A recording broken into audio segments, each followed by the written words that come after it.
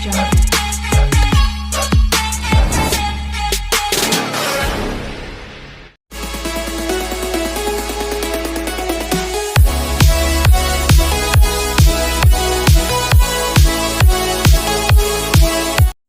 Hello दोस्तों, स्वागत है आपका आपके YouTube channel NBL study point पर। दोस्तों आज हम SSC GD, UPP, UP TET आदि एग्जामों के लिए मैथ में क्षेत्रमिति लेके आए और क्षेत्रमिति हम पढ़ाएंगे बेस से, जो कि एडवांस मैथ में है और जो ज़्यादातर देखा जाए तो अधिकांश सभी एग्जामों में ये क्षेत्रमिति का पोर्शन रहता है।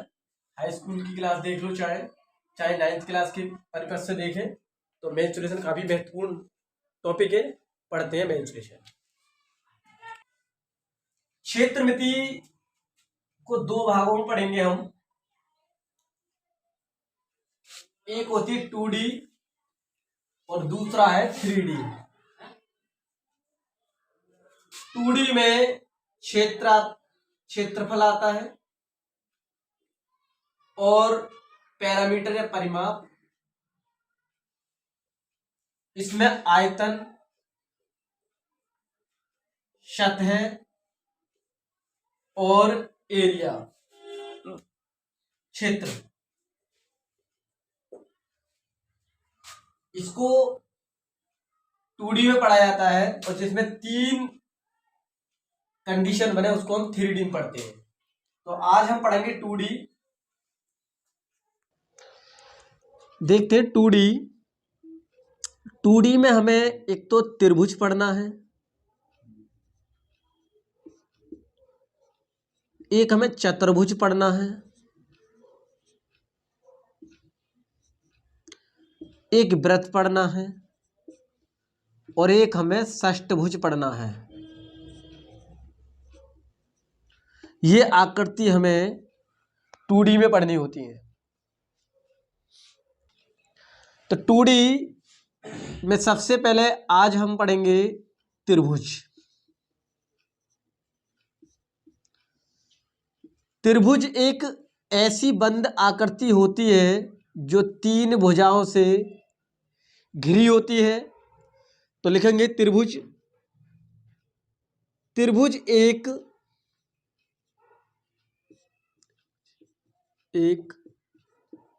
ऐसी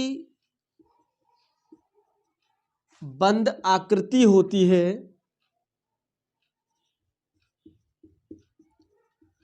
जो 3 भुजाओं से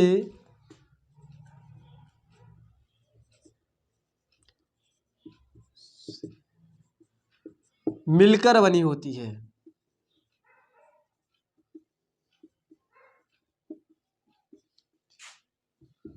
उसे त्रिभुज कहा जाता है। तो एक ऐसी बंद आकृति जो 3 भुजाओं से मिलकर बनी हो उसे हम त्रिभुज कहते हैं। इसकी एक भुजा ये ए हो गई, एक बी हो गई और एक सी हो गई। तो 3 भुजाओं से मिलकर बनी बंद आकृति को त्रिभुज कहते हैं। त्रिभुज निम्न प्रकार के होते हैं। त्रिभुज देखते हैं। देखो ये त्रिभुज है हमारा ए बी सी। त्रिभुज की जो तीनों भुजाएं होती हैं, तो त्रिभुज की तीनों भुजाओं का योग कोण ए प्लस तीनों कोणों का योग कोण ए, कोण बी और प्लस कोण सी। तीनों कोणों का योग हमेशा 180 रहता है। तीनों कोणों का योग 180। पहला नियम ये कहता है त्रिभुज का। दूसरा नियम नंबर 2, यदि कोण ए प्लस कोण बी अगर दोनों को जोड़ दिया जाए तो कोण सी से हमेशा दोनों का योग अधिक आएगा। दोनों का योग हमेशा अधिक आएगा। अगर कोण ए प्लस कोण सी जोड़ दिया जाए तो किससे अधिक आएगा? कोण बी से। अगर कोण कोण सी और प्लस कोण बी जोड़ दिया जाए तो किससे अधिक आएगा? कोण ए से। तो दो कोणों का योग या इसका और इसका दो कोणों का योग तीसरे कोण से क्या होगा? बड़ा होगा। यही क्या होता है? नियम नंबर 2 त्रिभुज का। ठीक है, लिख लेते हैं नोट में। कोई दो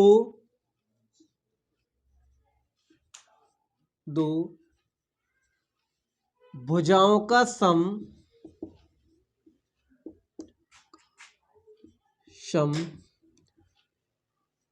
तीसरे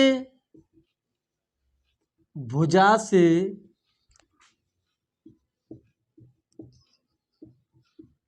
बड़ा आएगा तभी हम उसको त्रिभुज मानेंगे।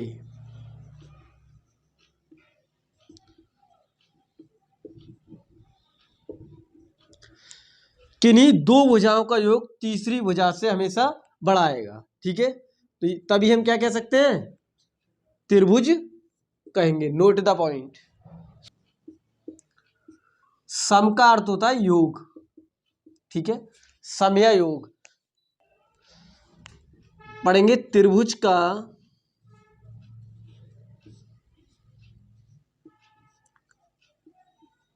वर्गीकरण। त्रिभुज दो प्रकार के होते हैं। नंबर 1, कोण के आधार पर,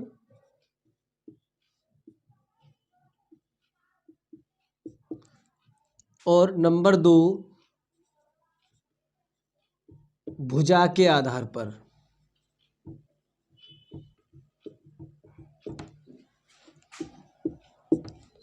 नंबर 1 कोण के आधार पर, नंबर 2 भुजा के आधार पर। नंबर 1 देते कोण के आधार पर। नंबर 1 समकोण,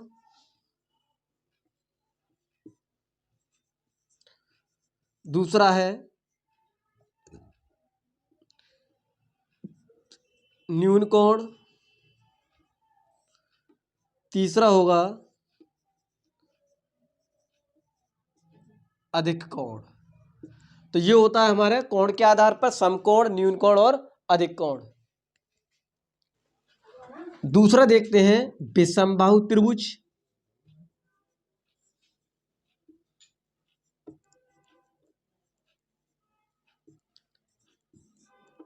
समद्विबाहु त्रिभुज,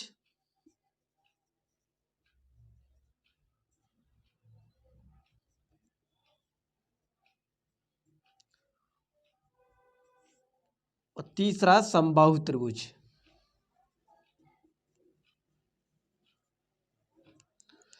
त्रिभुज हमें ये पढ़ने होंगे। कोण के आधार पर समकोण, न्यून कोण, अधिक कोण।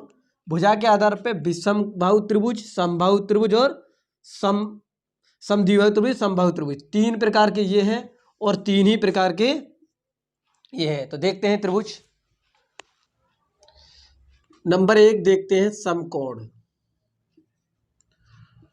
समकोण त्रिभुज पढ़ेंगे आज कोण के आधार पर। समकोण त्रिभुज ऐसा त्रिभुज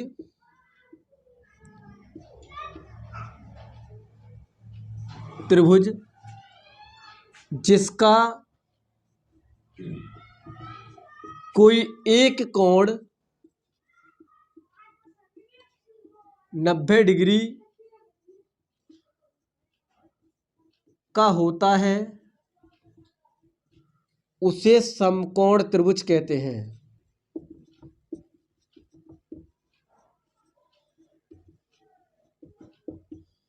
ठीक है, मतलब एक कोण कोई सा 90 डिग्री का अवश्य होगा। जैसे ये त्रिभुज के तीनों कोणों का योग 180 होता है, पीछे बता चुके हैं। अगर ये वाला हमारा 90 का है तो शायद ये 45 हो, ये 45 हो, ये 50 हो या ये 30 हो। तो एक कोण अवश्य क्या होगा? 90 डिग्री का होना चाहिए। एक कोण 90 का होगा तो हम क्या कहेंगे इसको? समकोण त्रिभुज। क्या कहेंगे? समकोण त्रिभुज। देखते हैं नंबर 1, 2 न्यून कोण।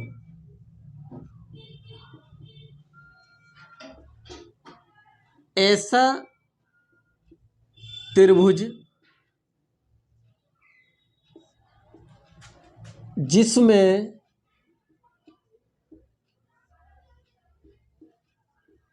कोई भी कोण 90 डिग्री से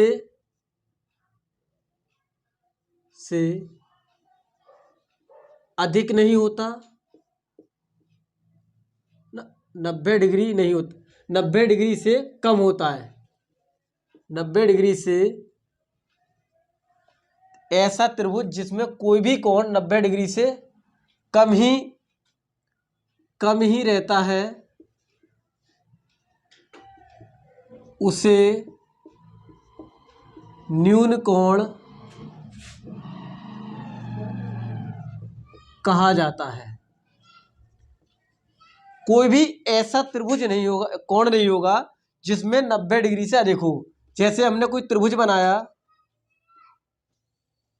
ये हमने 60 का कर लिया, ये 55 का कर लिया और ये हमने कर लिया 75 का, तो तीनों का कोण तो 180 होगा। लेकिन कोई सा कोण क्या होगा, कोई भी कोण 90 से अधिक का नहीं होगा। जब 90 से अधिक का नहीं होगा तो इस प्रकार के त्रिभुज को हम क्या कहेंगे, न्यून कोण त्रिभुज। क्या कहेंगे, न्यून कोण त्रिभुज। अगला है नंबर 3, अधिक कोण।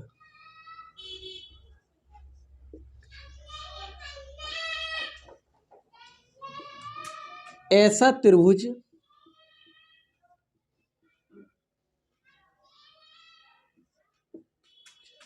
जिसमें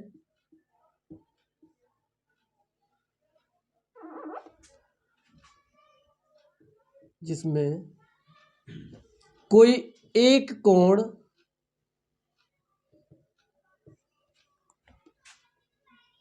90 से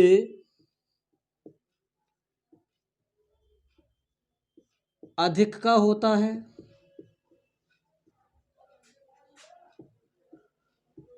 तो उस त्रिभुज को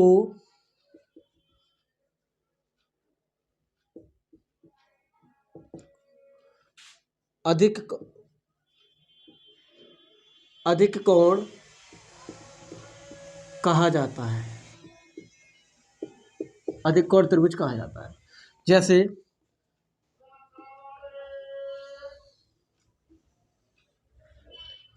ये हमने ऐसा माना कि ये 105 का है,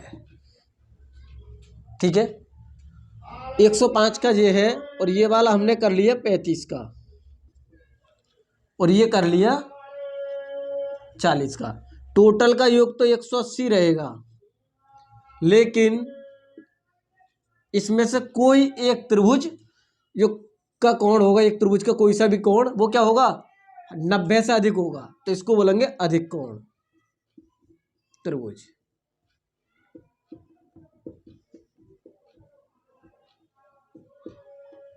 ये थे हमारे कोण पर आधारित त्रिभुज। सवाल देखते हैं किस प्रकार से आता है। एक सवाल पूछता है त्रिभुज का क्षेत्रफल। त्रिभुज का क्षेत्रफल, तो त्रिभुज के क्षेत्रफल के लिए हमारा फॉर्मूला है 1/2 गुणा आधार और गुणा ऊंचाई। इससे हम क्या करते हैं, त्रिभुज का क्षेत्रफल निकाल लेते हैं। दूसरा सवाल आता है, वो पूछता है त्रिभुज का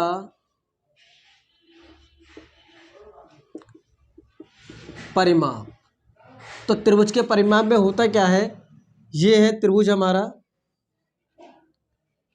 A B C, A B का योग, बी सी का योग, A B C, A B का योग, बी सी का योग और ए सी का योग। तो परिमाप बराबर होता है ए बी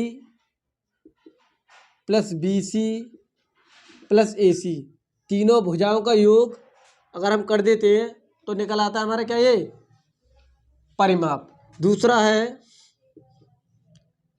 कर्ण। कर्ण निकालने के लिए हमें पाइथागोरस प्रमेय लगानी होती है। पाइथागोरस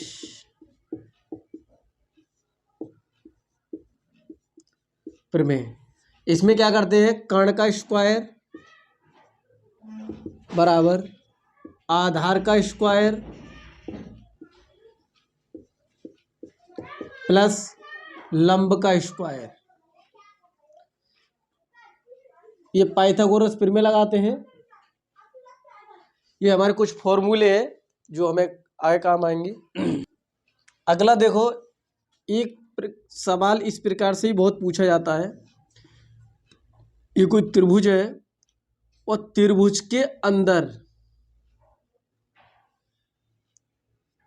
तीनों भुजाओं को टच करता हुए वृत्त बनता है। तो इस वृत्त की क्या पूछ लेता है, त्रिज्या पूछता है। तो ये ए बी सी, इसको बोलते हैं कर्ण, इसको बोलते हैं लंब, और ये हमारा आधार। अगर त्रिज्या पूछता है तो क्या करते हैं, आधार प्लस लंब और माइनस कर्ण घटाकर 2 से भाग कर देते हैं। तो ये हमारा क्या निकल आती है, इसकी त्रिज्या। अंतःवृत्त की त्रिज्या जो त्रिभुज के अंदर बनता है उसको बोलते हैं अंतःवृत्त। तो अंतःवृत्त की जो त्रिज्या निकलेगी वो इस प्रकार से निकलती है। ठीक है, तो आधार और लंब को जोड़ देते हैं, माइनस कर देते हैं किसको, कर्ण को। तो क्या निकल आती है हमारी अंतःवृत्त की त्रिज्या। एक सवाल और पूछा जाता है, वो इस प्रकार से पूछा जाता है। कोई त्रिभुज है ABC, तीनों भुजाओं को टच करता हुआ एक वृत्त बनता है। तीनों भुजाओं को टच करता हुआ एक वृत्त बनता है। इस वृत्त की त्रिज्या पूछेगा तो इसको बड़े आर से शो करेंगे। तो तीनों इसमें क्या करते हैं, कर्ण का आधा कर देते हैं। ये जो कर्ण है इसका आधा होती है, ये कर्ण है, ये नीचे आधार है और ये लंब है। तो कर्ण का आधा हमेशा क्या रहती है, बाह्यवृत्त की त्रिज्या। ये बाहर से बना तो बाह्यवृत्त की त्रिज्या, और बाह्यवृत्त की त्रिज्या जो होती है उसको हम कैपिटल आर से शो करते हैं। तो कैपिटल आर बराबर कर्ण का आधा। प्रश्न है हमारा एक, किसी समबाहु त्रिभुज की भुजा 8 सेंटीमीटर है तो उसका परिमाप ज्ञात करें। देखो समबाहु त्रिभुज होता क्या है, समबाहु त्रिभुज जो होता है उसकी सभी भुजाएं समान होती हैं और कोण भी उसमें सभी समान होते हैं। जैसे ये एक हमारा समबाहु त्रिभुज है ABC। अगर ये 60 डिग्री है तो ये भी 60 डिग्री होगा और ये भी 60 डिग्री होगा। अगर ये भुजा इसकी 4 है तो ये भी 4 होगी और ये भी 4 होगी। लेकिन हमें सवाल में क्या दे रखा है, सवाल में दे रखा है हमें 8 सेंटीमीटर, तो ये भी 8 होगी और ये भी 8 होगी। अगर इस प्रकार का सवाल आता है समबाहु त्रिभुज है तो समबाहु त्रिभुज का परिमाप निकालने के लिए एक फॉर्मूला है। वैसे तो सिंपल है कि तीनों भुजाओं का योग होता है, परिमाप बराबर तीनों भुजाओं का योग। जैसे भुजा A प्लस भुजा B प्लस C, तो तीनों को जोड़ दोगे तो भुजा 8, ये A मान लो, इसको B मान लो और इसको C, तो तीनों को जोड़ दो तो 8 तिया कितने होंगे, 8 24। लेकिन एक ट्रिक भी है, डायरेक्ट भी कर सकते हैं परिमाप के लिए। तो इसमें हम क्या करेंगे, परिमाप बराबर 3A। ये सिर्फ किस में लगता है, जहाँ समबाहु त्रिभुज होता है। कौन सा, समबाहु त्रिभुज। तो देखो A बराबर, A का मतलब होता है भुजा, ये क्या, एक भुजा। तो ये भी 8, तो 3 है तो 3 की गुणा किससे कर देंगे, भुजा कितनी है, A बराबर में कितने दे रखा है, 8, A बराबर में दे रखा है 8, तो 3 की गुणा किससे कर देंगे, 8 से। तो 8 कितना हो जाएगा, 24। तो इस प्रकार से भी हम इसको निकाल सकते हैं। लेकिन ये निकलेगा जब ही, ये फॉर्मूला वही लगेगा जब समबाहु त्रिभुज हो। यदि किसी त्रिभुज की भुजा 8 सेंटीमीटर व 12 सेंटीमीटर तथा 4 सेंटीमीटर हो तो उस त्रिभुज का क्षेत्रफल ज्ञात करें। हमने कोई त्रिभुज बनाया, ये भुजा जो है 12 सेंटीमीटर मानेंगे, इसको 8 सेंटीमीटर मानते हैं। ये 12 सेंटीमीटर और आधार 4 सेंटीमीटर। तो ये क्या समकोण त्रिभुज हो गया। और ए भी समकोण त्रिभुज के लिए हमारा फॉर्मूला होता है क्षेत्रफल के लिए 1/2 गुणा आधार गुणा ऊंचाई। ऊंचाई है हमारा, लंबी ऊंचाई होगी 1/2, आधार 4 है और ऊंचाई कितनी है 8। 2 चौक 8 और 4 चौक 1 गुणा 4 गुणा 4, 4 चौक 16, तो 16 सेंटीमीटर स्क्वायर हो गई। ये क्या होगा हमारा, ये आ गया इसका क्षेत्रफल। ठीक है दोस्तों, आज के लिए इतना ही। और आज हमने कुछ त्रिभुज समझाए और उनके फॉर्मूला समझाए थे। अगली वीडियो में कुछ सवाल लेके आएंगे और आगे कुछ त्रिभुज लेके आएंगे क्लास 2 में। ठीक है, हमारी वीडियो अच्छी लगे तो चैनल को सब्सक्राइब करें और वीडियो को शेयर करें, लाइक करें, कमेंट करें। धन्यवाद।